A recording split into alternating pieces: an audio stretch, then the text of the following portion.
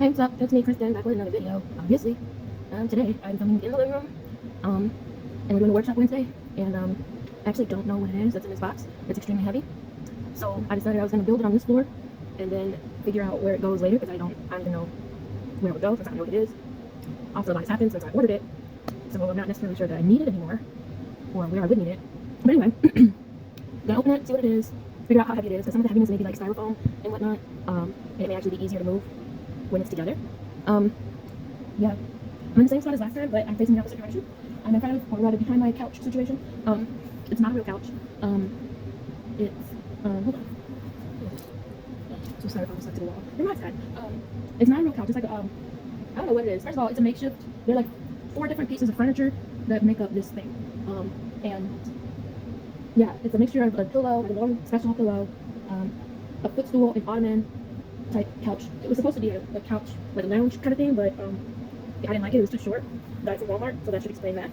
And then I have 2 bed frames, because it's actually 2 separate pieces, like a sectional. It's supposed to be like a sectional lounge thing, but it didn't come together. And I thought I was being like frugal, but not. And I wanted like a cool look in my living room, and I don't know why I thought I could pull that out by myself, because obviously I'm not cool. But in my head, I had like a vibe that I wanted to try to achieve, and it just did not come together. So another project is going to be figuring out how to make that look cool in this room, because I got my piano there, and I wanted like a studio-ish corner, separate from the movie theater. Right? I have a whole concept of this place, but I'm not a designer or a stylist or whatever. I'm also kind of cheap, with good reason, given my track record. But yeah, let's get started. I found a staple in the floor, which means that I need to vacuum, but I'm not gonna. I don't do that manually. I get robots to do it, because yeah. All right, let's see what this is.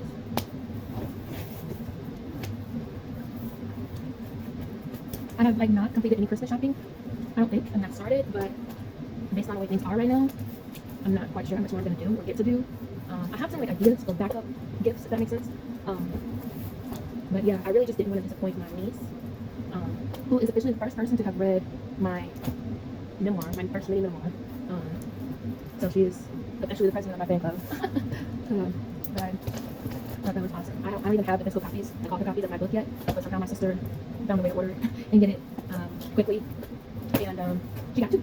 So yeah. So the more books that get bought, the more likely I am obviously to make an income. My books are published through KDP on Amazon, so I get paid by royalties because I don't have my books with a specific publisher, like a Noble publisher or whatever. But my books are available in the Terre Haute Barnes & Noble next to Indiana State University. So that was like one of the perks, I guess, or one of the only decent outcomes of this year at my school, which is kind of heartbreaking for me, because obviously that is my alma mater for my undergrad. But whatever, you know, life is about moving forward, right? So that's what I'm doing, or trying to do. So yeah, if you haven't checked out my latest book, please do so. At least I like to pretend that I have a career, and that would help me with that fantasy. So, but anyway, there's a lot of styrofoam in this box.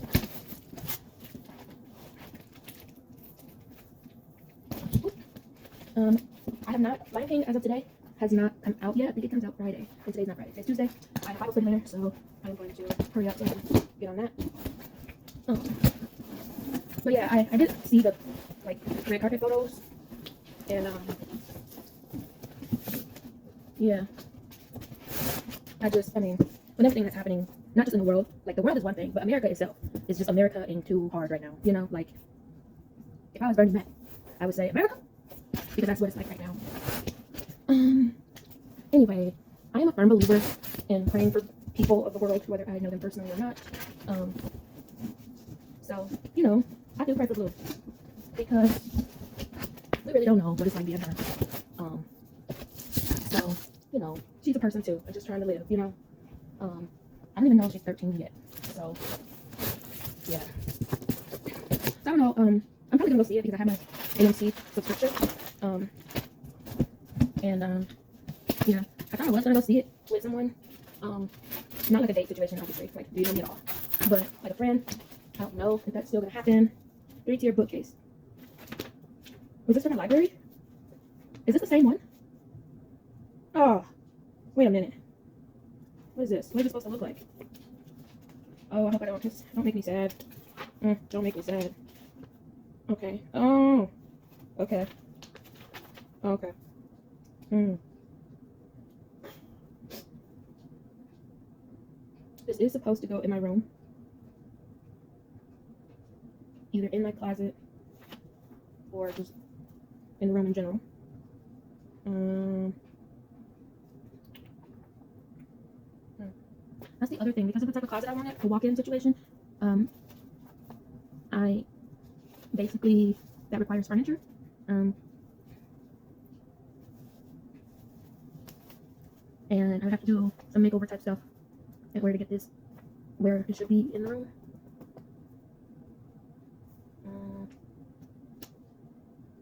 I thought I might have to do it upstairs. But I think what I want to do is just unpack it and carry the pieces up and then put it together up there and then drag it wherever I want it. The place that I'm going to put it together in, upstairs, it might be able to stay there, but I'm going to have to clean out some stuff that's already in the closet in order to put this in. And I don't really know where I want to put that stuff when I move it out. I could put it in the other closet in my office, just like an actual storage spot. That could work. That could work. That's kind of scary because it's like this is my final piece or semi-final piece. I mean, I don't know. I was getting things in the order in which I thought I would need them, like in order of use. And I mean, I got the piano because I was like, I want a piano, and I saw it was on sale. So yeah. But the other stuff is like, I don't need that, I don't need that, I don't need that. Thinking that I was building a home in which I could function optimally. And the closet is it's the main beast, if you will, of my functionality challenges, because it's where you have like clothes to get ready and stuff. And when things are organized and laid out, it's easier to get ready and to pick out what to wear. Not that I'm stylish or anything, but sometimes, I can't just wear jeans and a t-shirt to places because they have rules against that, or like expectations. I usually only try to go places in which that is allowed, but on the off chance that it's not, I have to put something together that looks more presentable than jeans and a t-shirt.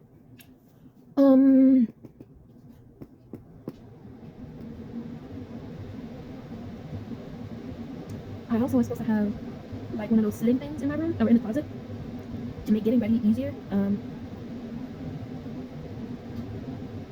But I don't have that. The one that I had, I put it on the back of my bed frame. Stormy uses it to hop onto my bed and chill out.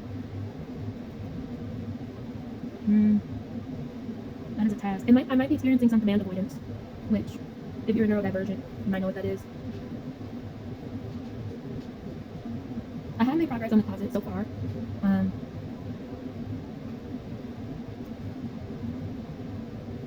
I don't know.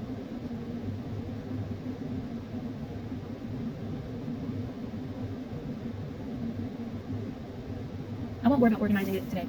I'm just gonna get it set up and get it organized later. Having it be functional is the most important thing for me. Yeah. All right, now that we know what it is, and I'm not gonna take this box upstairs because no, I don't even think. Well, I could maybe. No, it's not open. So, all right, so unpack it and move it upstairs, which is where I put together my other dresser.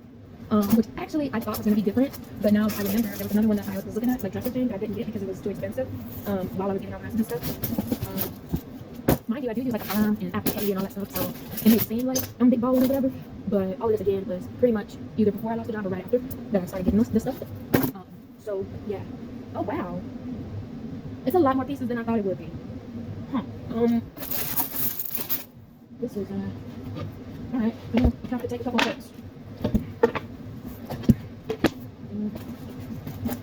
Take the little ones first, and the tools. Oh, these. And this here. Oh, okay. That one is styrofoam. It's obviously white because, me, it's just easier. Okay, this isn't that heavy. Cool. Okay, that right there. Boards. I don't know if I'm going to use these. Last time I tried to use the boards on the other dresser shelf things, that took like an extra 2 hours to put in because I was a little slow. Not like moving slow, but just in the way that I decided to do it did not make sense logically. And so that's that. Alright, let's go. Can I do both at the same time?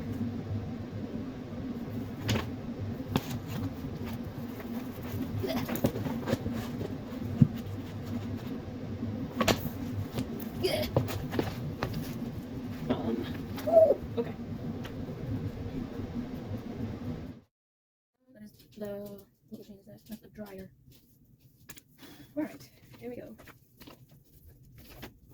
maybe I'll start where I usually start. I do have the air on because it's hot. Because I had the heat on for so long. And up so high. You got me up so high. You got me up so high.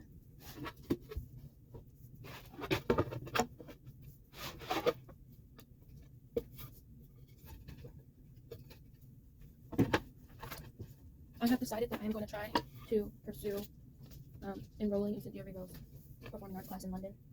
I'm actually joking, but only slightly. I have no idea what my career is going to be, supposed to be, whatever. This whole period of time has been very difficult to describe, which is why I wrote a book about it, okay? Because there are so many words, and yet not enough. It was like that one video where Ariana Grande was doing an impression of Cynthia Rigo. And somebody was like, we should waste too much time together. And Ariana was like, but not enough. And she was so serious. She was like, but not enough. I think that's funny.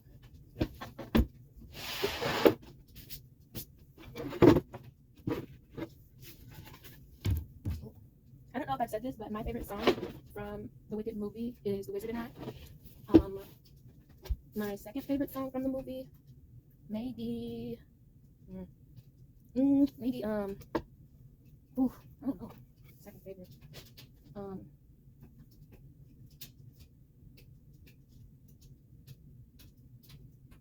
maybe What Is This Feeling? I don't know. And then after that would be Defying Gravity. After that would be No One Mourns the Wicked. And then after that would be I'm Not That Girl. This is part one, okay? Obviously, there's a whole lot more to come. But part one. What else? Dancing Through Life can get an honorable mention. The string section on Something Bad is underrated. I listened to it today. Obviously, I saw the movie twice, but I listened to it today, and I'm like, this hits. Like, really? The strings tore it up in that song. Like, actors get awards and stuff, but the string section needs accolades because that was awesome. Like, they hit that. I was like, it had to be, it sounded like some cellos, maybe a couple violins. It was awesome. And the horns next were really good. So yeah, I might try to find some of the orchestra songs, like just the classical of the songs, because I think that's just as great. Yes, they recorded like the studio versions of it, but the orchestra on this movie, the orchestra on the soundtrack is like we're used to getting scores, like movie scores, like maybe stand up, right? But that, I mean, times 20, right? Literally. I mean, come on. Like, I don't understand how this movie gets so much like haters. Like, I understand the religious argument, I understand the political argument, but I mean, Wicked never lied. Wicked never lied and never told one lie. So, it is a mirror of our reality. And if you have a problem with the movie, clearly you have unresolved issues with reality, and that's the bigger discussion at large, which is the point of the whole narrative. I just don't understand why people don't understand art and its purpose. Obviously, myself, I could be considered a conspiracy theorist, but it's only because I'm a fact finder, and I like facts. I've always been a fact person. But I can see how facts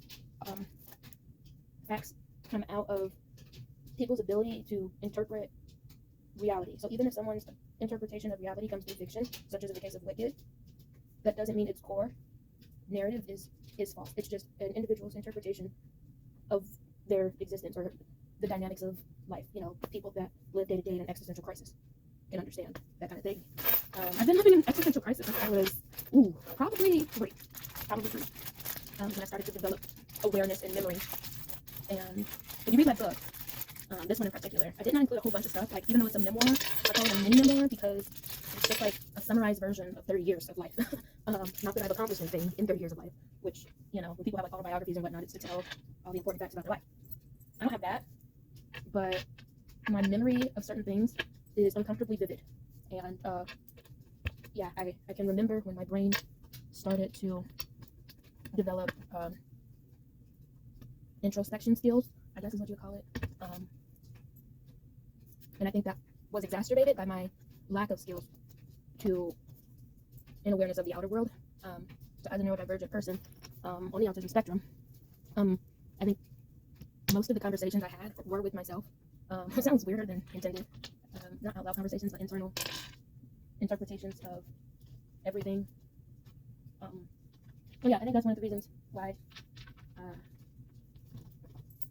like why I'm able to appreciate art as a person that's only semi-creative, because I understand what it's like to have a lot going on inside and being challenged to put that outside into like something that other people can understand, which I think is like the core, I don't want to say symptom, but commonality for people with autism, no matter what level you are.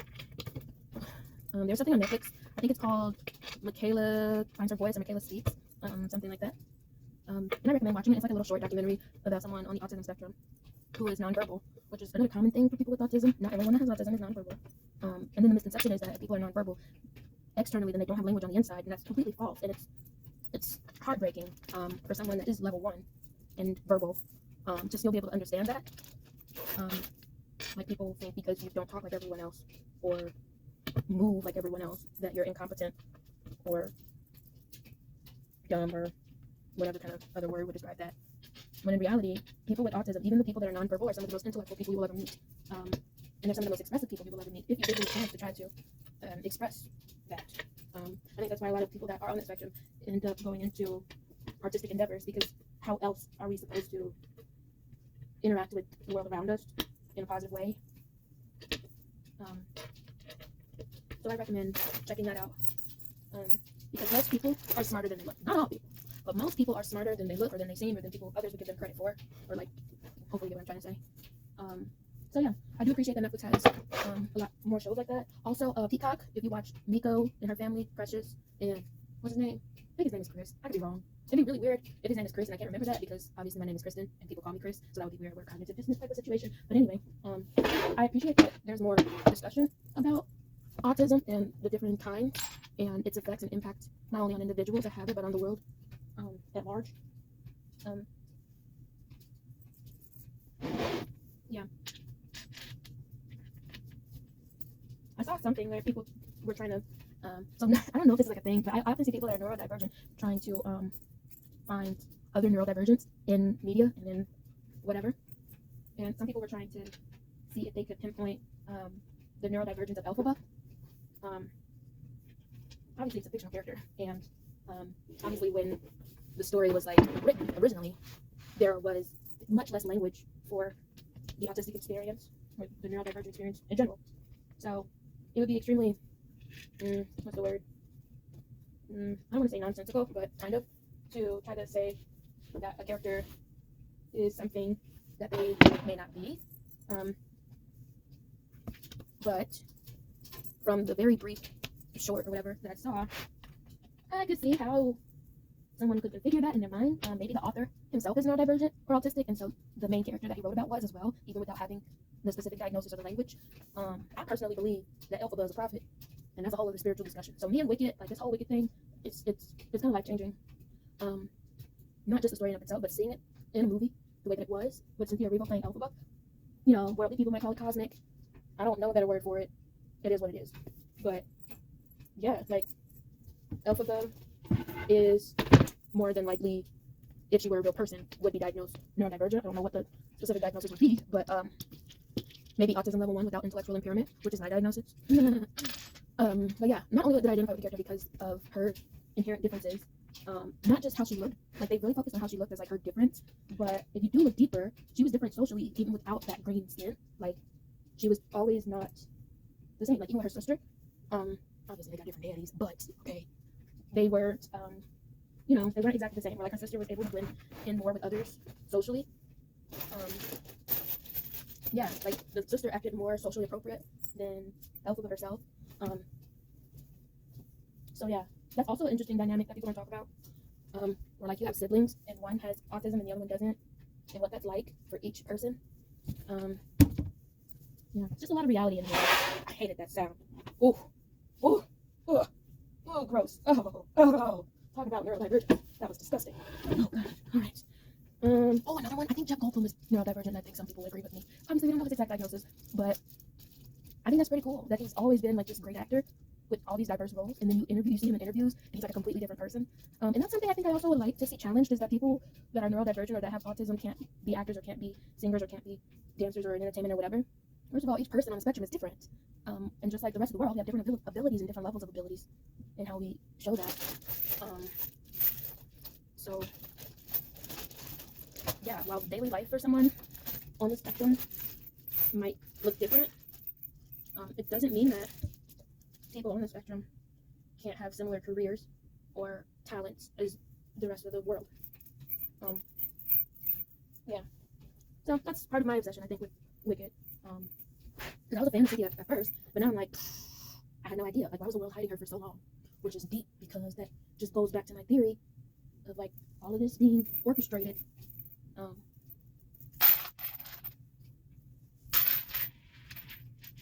wonder, I'm pretty sure I only have like 30 minutes left. This is what we're going for.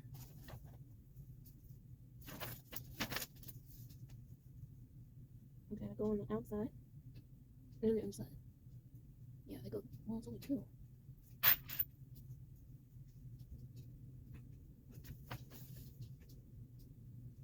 Okay, 5. With the thingy pointing up. I don't see any wooden dowels. Oh, I just see wooden dowels. That was a close one. Alright. These go on the side. I do have 3 circular pieces left. These go on the side. All the sides. Might as well try it. This is my method.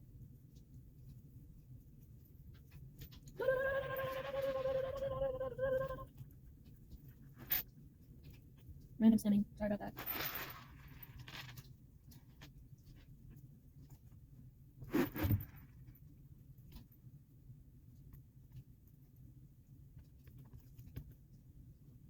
If you have any career suggestions for me, please leave them in the comments. If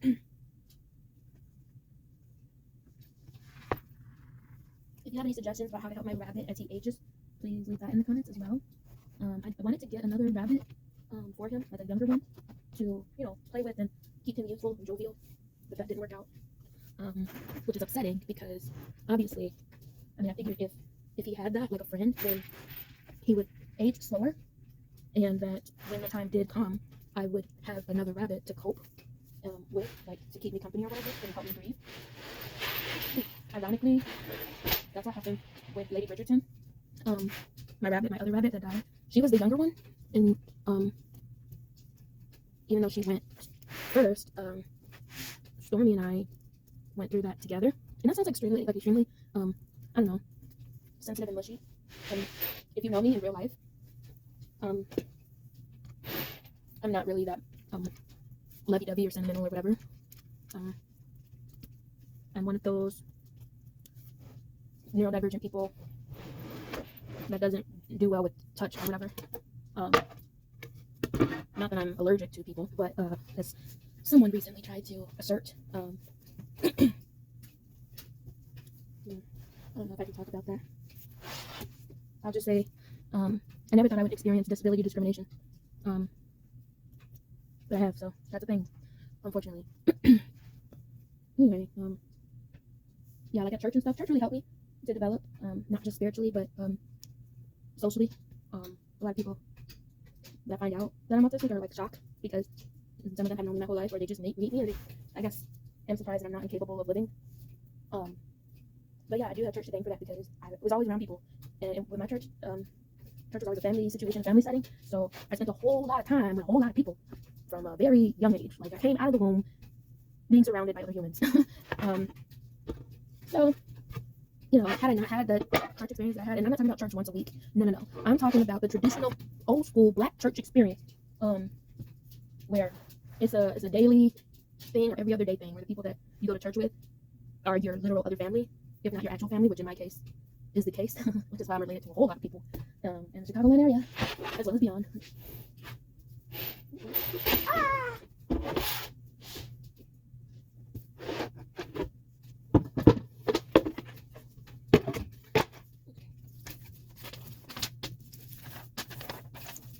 Pretty sure I only have like 20 minutes before Bible study starts. Okay, yeah, the other ones are next, and they go in these holes, and they get screwed in that way. Okay. These ones.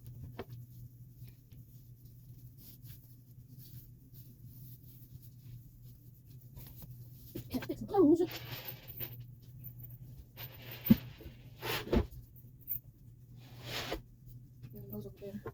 Mm, mm.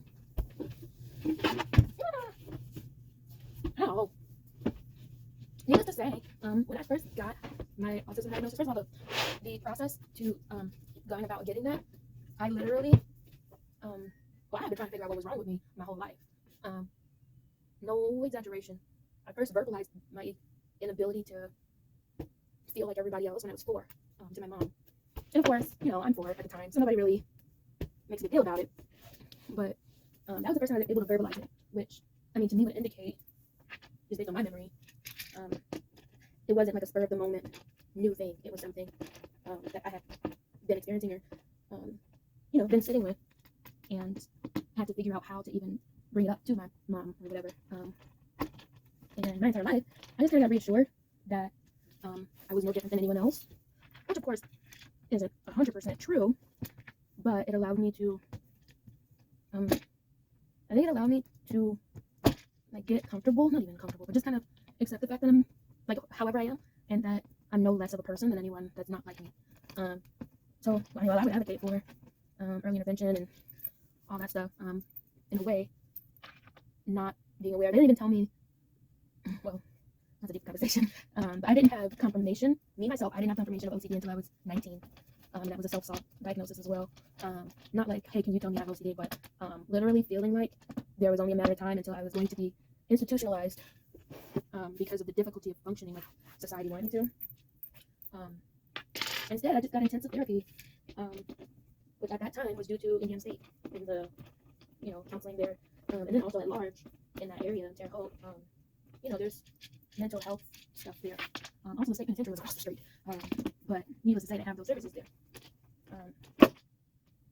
And so at that time, I was like, I knew it. I had kind of figured it out for myself after so much feedback, but it didn't become official or like legitimized until that diagnosis.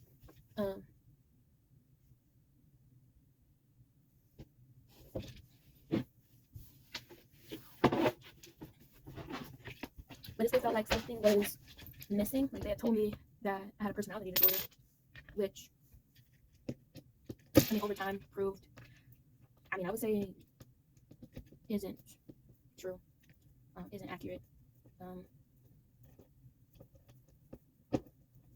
I would say that was indicative of there being something going on beyond the traditional definition of OCD, and that OCD was more of a coping mechanism to the original problem or the original state of being. I believe that obviously you're born autistic, but it doesn't present until later, depending on the severity and things like that. And I think in being born with that condition, and then in the type of environment that I was in, and then also whatever pre-memory things that came about, I do talk about some of that in the book. I think all of that together caused my brain to develop obsessive compulsive tendencies, and then due to a lack of intervention as I got older, it became a disorder because I didn't rely on that system of processing to help me adjust to society and the environment as someone that had undiagnosed or unacknowledged autism. That's what I think. So, yeah.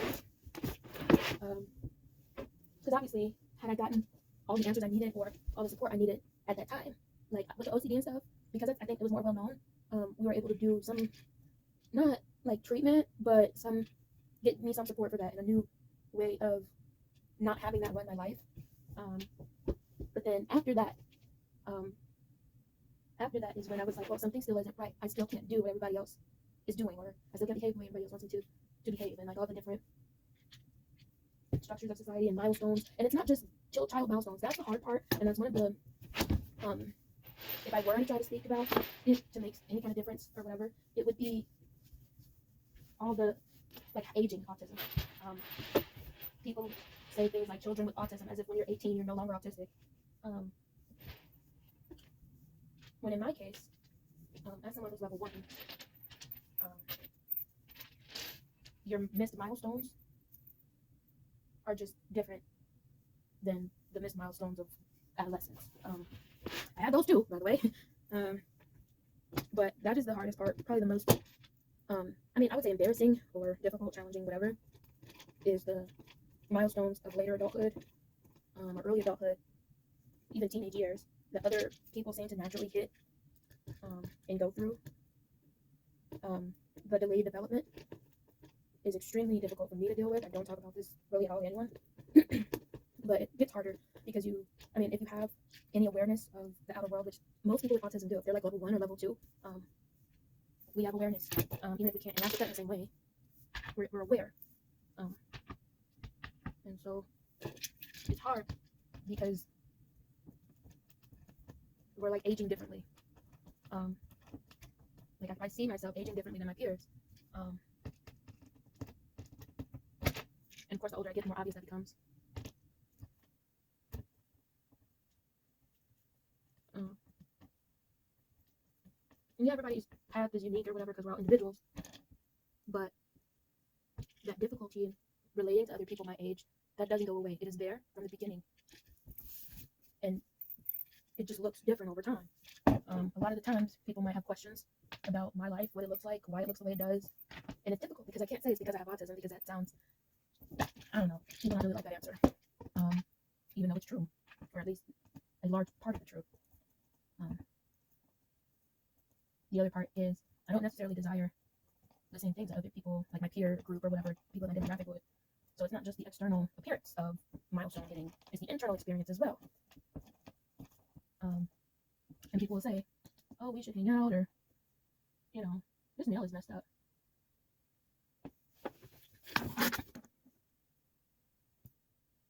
Trying to get it to focus.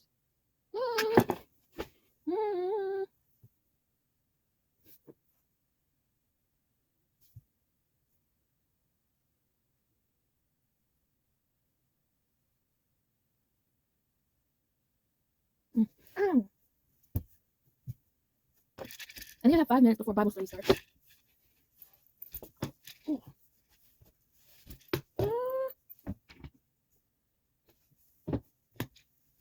Yeah, so anyway, I think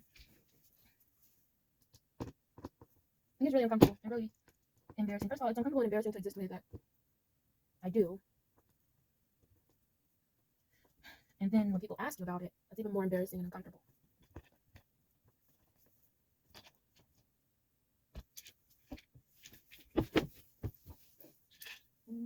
Because you don't know what people's insecurities are. You don't know like what's going on in their head or with their emotions or whatever. So yeah, I would say just be mindful about that when it comes to anyone. Like there are certain questions I don't ask other people, and so I don't understand why they ask me those questions. And that's just part of the difference in existing, where things that matter to like others don't matter to me, and things that matter to me don't matter to others. More or less simplification of it, and then trying to meet in the middle or find that common ground, or it's difficult. And then people will be like, "Oh, you're friendly. You can make friends."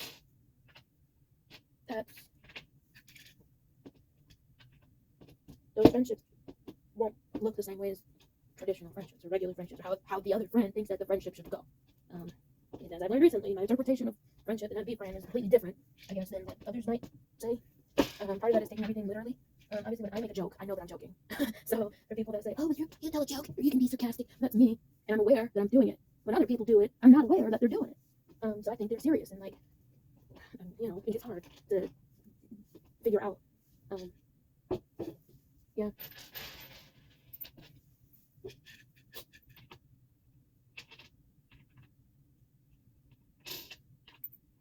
So as hard as things are for people with level 3, I guess you would say that the most challenging form of autism would be like the level 3 with intellectual impairment. That's not an invalidation of their experience, but that is not the only form of autism that exists. And while others on like level 2 and level 1 with or without intellectual impairment don't experience the same level of difficulty in navigating life, it doesn't mean that there's no difficulty, but it also doesn't mean that we have the same severity of challenges, which is part of my I mentioned disability discrimination, and I hope maybe if people are going to listen or watch this or whatever, that I can talk more about that. But as of right now, I don't know if I can or if I should. I did briefly mention some of the incident in the book very briefly, mind you, I had only actually finished like editing the book probably November 30th, if not December 1st or 2nd. Like that was my final edition. So everything in the book is very recent. I mean, I go back to the beginning as far as I can, but I also go into the present as far as I can to get an accurate picture of what 30 is for me, which is the point of the book. So, yeah, it does seem that I'm going to be late for Bible study, but I'm gonna have to redo that. But yeah, I'm making good progress. Essentially, I just have to stack these once I put all the things in.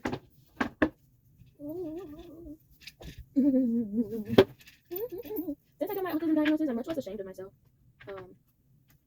I feel more valid as a person than I did before, because now I know I'm not insane. I don't belong in an asylum, and there are a lot of people like me, and a lot of people that have even more difficulty than I have.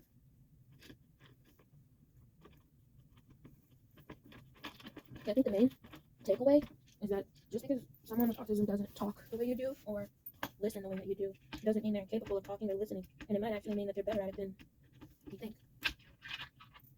And that the way that they communicate is just as valid. Even the lack of communication in some cases can be valid. For instance, I don't really say much to people in person unless they say things to me. Partially because what do I even say? And it's just not comfortable. Talking to a screen or just talking out loud while a screen happens to be recording is much more comfortable for me than having a phone conversation. Written communication is my preference. And I didn't realize that until I started texting, like until I got a phone. I think I was 13 when I got my first phone. My first phone, I don't know if my first phone was a Juke. So it was really an MP3 player that happened to make phone calls.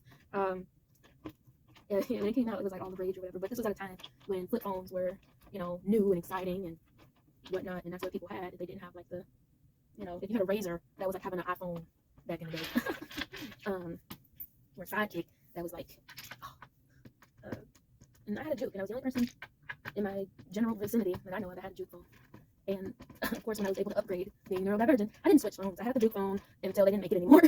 I would just get a different color every time because change management and all that's challenging. But yeah, my first phone was actually an MP3 player that I texted on for most of my conversations with friends, which happened to be mostly family members and church people at the time. Because the few school friends that I had, I don't know, it's a weird time.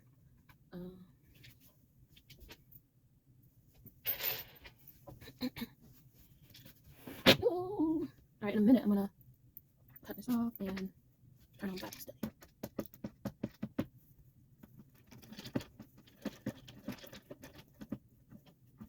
You know how big the Juke phone is. It was like literally the size of this. And, for me, and this was before we had keyboards, people. This was, the letters were on the 9 numbers, okay? And I would type, like when they would count the messages, I would get to 7 and then have to restart, when they did 106 and they would send it as, the little, you only had like so many characters. And that was my preference. Like for me, I was like, well, this is great. I'm talking to people. Whereas others would, call, or if they weren't going to type, there was half the time using numbers to replace words because it was quicker. Not me. Nope. And I didn't see anything odd about that. I mean, full letters. I would have full, and obviously when I communicate, it's not like regular chill conversation. It's always like definitive, therapeutic, whatever. Like it's not just, hey, what's up? Like really deep conversations about resolving personal problems and whatnot. Because I know how to have regular small talk conversations. Everything's always a long episode almost. But I appreciate that my mom, in that time when I was going through college, she would text back and understand, like, unless there's like an emergency or something, I'm not going to be on the phone. I'm not going to talk on the phone unless I'm literally putting my needs or preferences below the other person's, which I do obviously for like siblings and my niece and things like that, or not things, but people like that are close to me. And I'm sure a lot of people might get like offended, like, oh, she's not friendly, she never calls. They don't call me either. Why? Because they don't want to talk to me, and that's fine. I'm okay with that, But understand that if I want to talk, you're going to get a 14-page essay, and that's my conversation. That's the best I got for you. That's what is comfortable for me. That's what makes me happy. I'm not incapable of using a phone or talking on a phone. I just don't like it. It takes a lot out of me because I mean, there's probably more psychological discussion around that.